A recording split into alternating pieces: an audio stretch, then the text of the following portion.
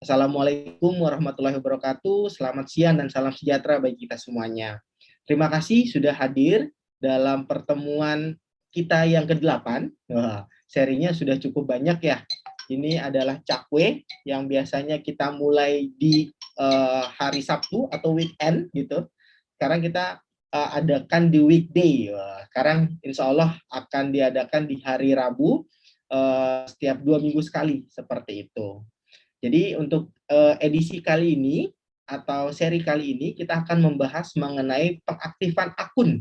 Ini sebagai salah satu cara kita untuk memitigasi kembali, mempersiapkan tracer-tracer yang mungkin akunnya sudah tidak digunakan 30 hari ke belakang sehingga tidak aktif. Jadi kita akan mempersiapkan untuk uh, untuk uh, katanya sih akan ada gelombang-gelombang. Jadi kita mitigasikan untuk itu. Pada sesi ini saya akan memaparkan sedikit bagaimana cara untuk mengaktifkan akun Silacak. Nanti kita masuk ke sesi breakout room, Bapak dan Ibu. Nanti akan dipraktekkan bagaimana caranya dan diminta ya untuk mengaktifkan akun Silacak yang tidak aktif seperti itu. Baik, saya lanjut saja.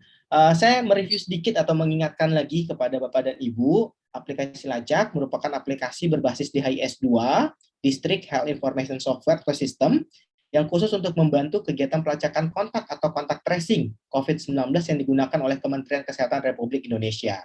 Aplikasi ini memiliki dua fungsi. Yang pertama yaitu memasukkan data pelacakan kontak seperti kasus indeks, kontak erat, dan hasil pemantauan harian. Yang fungsi pertama ini yang dimanfaatkan oleh tracer, seperti itu ya. Bagaimana adanya integrasi dengan NAR seperti itu untuk kasus indeks, kemudian memasukkan kontak erat dan melakukan atau mengentry hasil pemantauan dari kontak erat, itu adalah fungsi yang pertama. Sedangkan fungsi yang kedua adalah dashboard pemantauan yang menampilkan capaian indikator pelacakan kontak dan data-data individu kasus indeks, kontak erat, dan hasil pemantauan. Nah, yang kedua ini adalah fungsi dari teman-teman atau bapak-bapak PJTLI yang memantau bagaimana capaian indikator dan juga bisa melihat data-data individu dari hasil yang sudah di-entry oleh para tracer seperti itu. Jadi saya mengingatkan kembali, aplikasi Lacak ini dia memiliki dua fungsi. Yang pertama untuk dilakukan pengentrian data, kemudian yang kedua adalah untuk memantau hasil yang sudah di-entry. Apakah sudah mencapai indikator dari pelaksanaan TLI, sudah baik atau belum, seperti itu. Jadi kalau yang pertama, ini dimanfaatkan oleh tracer, sedangkan yang kedua, ini dimanfaatkan oleh PJTLI, seperti itu. Dan kita lagi membahas dari manfaat yang kedua. Nah, ini gambaran ketika Bapak Ibu mungkin ya mendapatkan laporan dari tracer. Akun Silacak saya kenapa tidak bisa login? Biasanya di sini tertulis username atau password Anda salah atau tidak terdaftar. Wah, padahal username dan password saya sudah benar masukkan. Nah, update kami, ini yang saya update kemarin ya, tanggal 4 Januari 2022 di jam 13.59 WITA, jumlah akun Silacak itu sudah ada sebanyak 205.970 user. Jadi sudah cukup banyak akunnya ini, seperti itu ya. Baik akun tracer, PJTL Puskesmas, kabupaten, kemudian provinsi dan juga di kementerian. Dan sistem akan secara otomatis akan menonaktifkan akun Silacak yang tidak digunakan dalam 30 hari terakhir. Ini beralasan agar sistem aplikasi dapat lebih maksimal berjalan. Jadi di dalam sistem DHIS 2 atau dashboard itu, dia bisa melihat kapan terakhir si orang ini login. Wah, kalau loginnya sudah lebih dari 30 hari, dia akan dinonaktifkan karena dia tidak menggunakan aplikasi gitu ya, agar tidak memberatkan dari yang lain gitu. Jadi dia dipilah seperti itu. Jadi kalau dia 30 hari tidak digunakan, sudah dimasukkan username dan juga password yang setiap hari digunakan seperti itu, namun akan ada tanda username atau password Anda salah atau tidak terdaftar.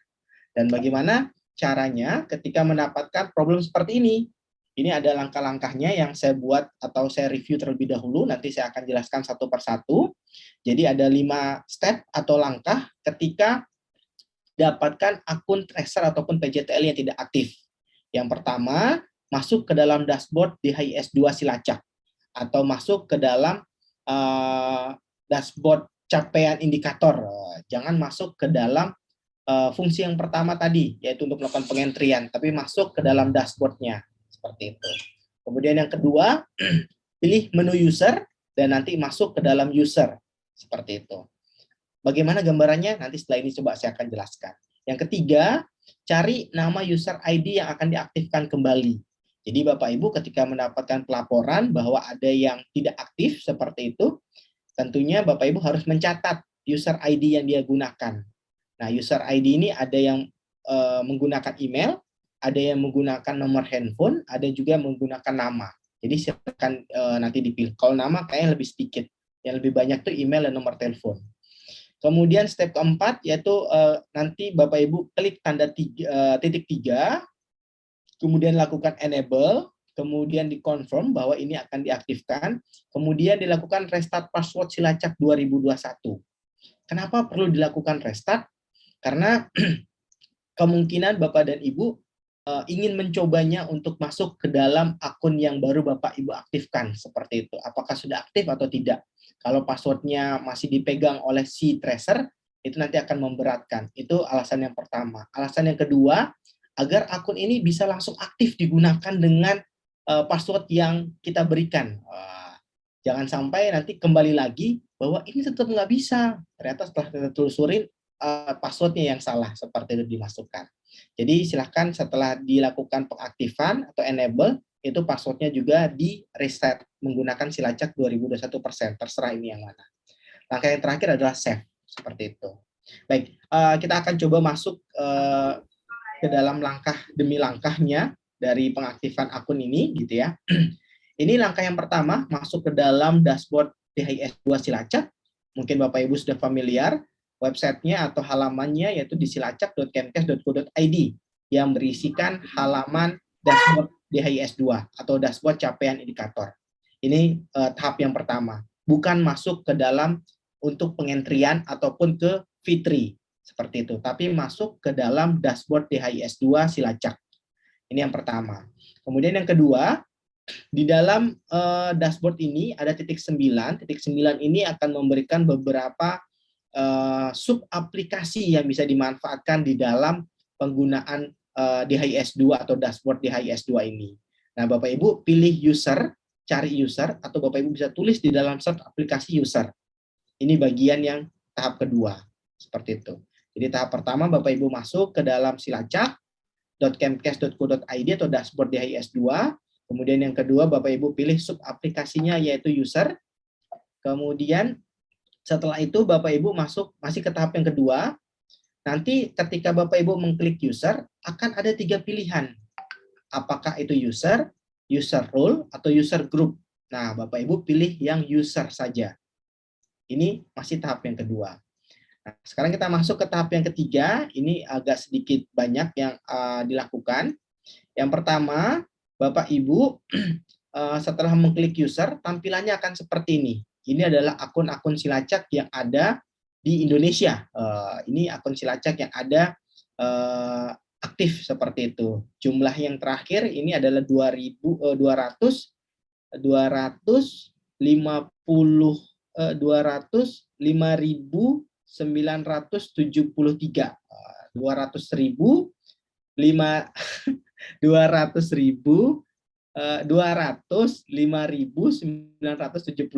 Ada cukup banyak usernya. Nah, yang pertama Bapak Ibu lakukan di tahap 3 ini, tulis user ID-nya di search by name ini. Nanti akan muncul ID yang akan diaktifkan. Ini contohnya. Contohnya saya mencari nama nurhadibima01@gmail.com. Jadi saya tulis namanya di sini, maka akan muncul username-nya ini saja, bukan username yang ada seperti tadi. Akan muncul username yang kita cari ini saja. Kemudian kita mengetahui kapan dia terakhir masuk atau last login. Dia terakhir masuk adalah di tanggal 9 September 2021. Dan kita tahu dia tidak aktif, ini ada tanda centang di bagian disable. Ini yang paling penting. Jadi ketika Bapak Ibu mendapatkan laporan dari tracer bahwa dia tidak aktif, minta user ID-nya yang dia biasa gunakan, apakah email ataupun nomor telepon. Search dia di bagian user, nanti akan muncul kapan terakhir dia gunakan dan apakah dia aktif atau tidak. Kalau dia aktif, maka tanda contreng di sini tidak ada. Tapi kalau dia tidak aktif, disable, yes artinya, berarti dia tidak aktif, seperti itu. Nah, di tahap ini, setelah Bapak Ibu dapatkan identitas dari user yang akan diaktifkan, Bapak Ibu klik tanda titik 3 untuk mengaktifkan akun. Jadi ini diklik, nanti akan muncul tulisan ada profile, edit, remove, replicate, dan enable. Nah, ini kan dia disable atau tidak aktif. Kita mau mengaktifkan, maka klik enable, kemudian tunggu beberapa saat, akan muncul pop-up atau pemberitahuan. Apakah Anda yakin ingin mengaktifkan user Nur Hadi? Kalau Bapak Ibu sudah yakin, tinggal di-confirm. Ketika di-confirm, ini akan sudah menjadi aktif akunnya. Jadi, disable-nya ini akan hilang contrengnya. Namun, untuk memastikannya lagi, dia ini bisa digunakan langsung, Bapak Ibu masuk, tinggal klik saja di Nur Hadi ini, klik. Nanti Bapak Ibu akan masuk ke dalam profilnya atau update user dari Nur Hadi. Nah, Bapak Ibu silahkan tulis passwordnya Silacak 2021, kemudian diulangi lagi di dalam retype password, yaitu Silacak 2021. Nah, setelah itu Bapak Ibu scroll paling bawah, ada tulisan save. Selesailah untuk mengaktifkan akun. Jadi nanti setelah itu Bapak Ibu bisa langsung coba masuk ke emailnya, user ID-nya, dengan password Silacak 2021, S-nya besar, dan ada tanda persen di belakangnya. Seperti itu. Jadi ini adalah 5 tahap bagaimana cara mengaktifkan akun Silacak. Yang pertama masuk ke dalam dashboard, yang kedua pilih user, dan juga masuk ke dalam user, bukan ke user group ataupun user role, seperti itu. Kemudian tahap yang ketiga, cari user ID yang akan diaktifkan.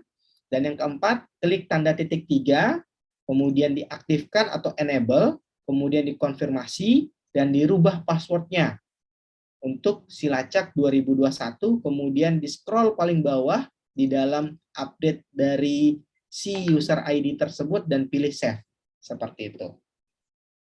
Ini tahap-tahapannya, nanti saya akan share materinya gitu ya untuk diingatkan kembali. Sesi saya sudah selesai. Sekarang kita akan membagi diskusi ini dalam breakout room. Jadi akan ada 5 room gitu ya. Yang pertama adalah room utama, kemudian room kedua, ketiga, keempat, dan kelima. Nanti akan ada masing-masing helpdesk-nya yang masuk ke situ. Nanti kita akan praktekkan bersama-sama dan meminta Bapak Ibu PJTLI untuk mencobanya. Seperti itu untuk mengaktifkan akunnya.